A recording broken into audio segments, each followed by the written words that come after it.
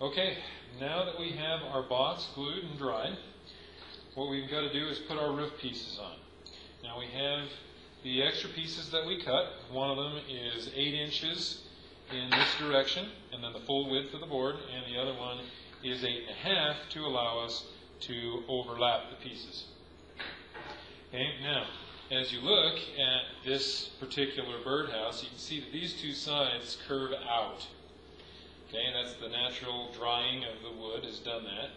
Okay, so what I've done is I have come down to the bottom, taken my short side, and the reason we want them at those particular sizes is so they have this little overhang here that looks like a real roof on a house. Okay, what I've done is I've set the board down here at the bottom where it is glued into the sides, and I have checked the size, and I've made marks so that I end up with an equal space on this side and an equal space on this side. And you'll be able to see that a little bit better in the next view. Okay, and I have marked that on the board right here. And that's going to be at the top of the board. So now, as I turn the house around, you can see that when I put that on there, those lines definitely do not line up on the outsides of the house. That's because those sides tip out. So what we're going to do is we're going to glue on these surfaces, the top, and I'm going to line that line up right here very carefully, and I'm going to shoot a nail. Then I'm going to squeeze the two sides together, and I'm going to shoot another nail over on the other side. And that'll help hold that in. Okay? Now, we want to make sure that we don't shoot any nails outside of the house. So we're going to take, I'm just going to use my finger and my pencil and get this distance, and then I'm just going to draw a line right down the top surface of the roof. And I can do that, and do that on both sides of the house. This will let me know that I need to nail on this side of the line so that the nails go solidly into the wood. So what I'm going to do is I've got to put glue on both surfaces. Okay, put my glue on here and my glue on here. Make sure you get plenty of glue in there, not so much that it runs all over. Okay, have your glue gun or your nail gun ready. And I'm going to line this up. I'm going to try to keep it off the glue on the other side for the time being. Make sure you get this edge perfectly flush. Get that right on that mark on the outside of the house, and then shoot the nail. Okay, now I'm going to squeeze the two sides of the house together. Okay, and once I get that in the correct position, flush on the top, you may need to have somebody help you hold it. Okay, once you get that in the right position, you shoot another nail. Okay, now that's all pulled in correctly. All of my nails need to go down inside of that line. So I'm going to push down against the house, and I'm going to finish nailing all the way down to the bottom, but don't go too far and miss your roof.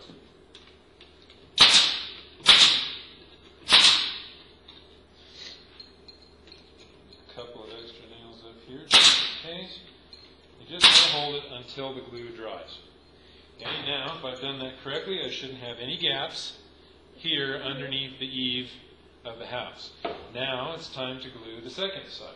This side has the extra 1/2 inch so that it can overlap this piece right here, and we get a nice corner up at the top.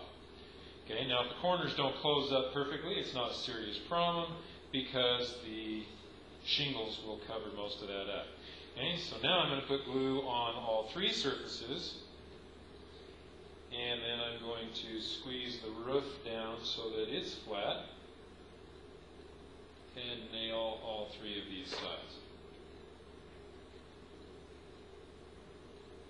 You may not make very much contact with the roof piece, but these sides should definitely be glued all the way down.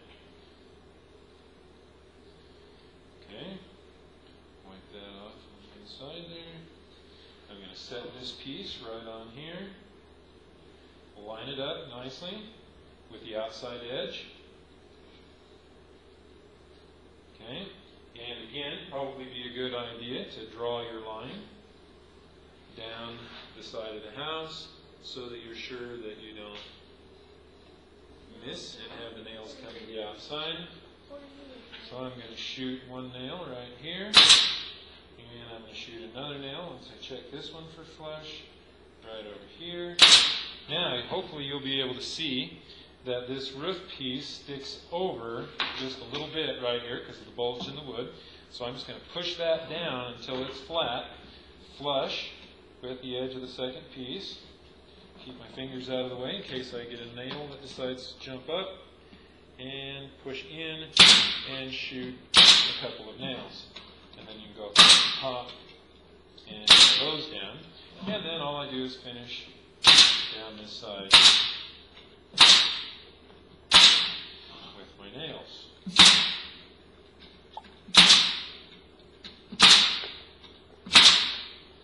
Okay, now the roof is completely on, gaps are all closed up, and we have equal overhang on both sides. That house is now ready for all of the decorations that go on the outside of it.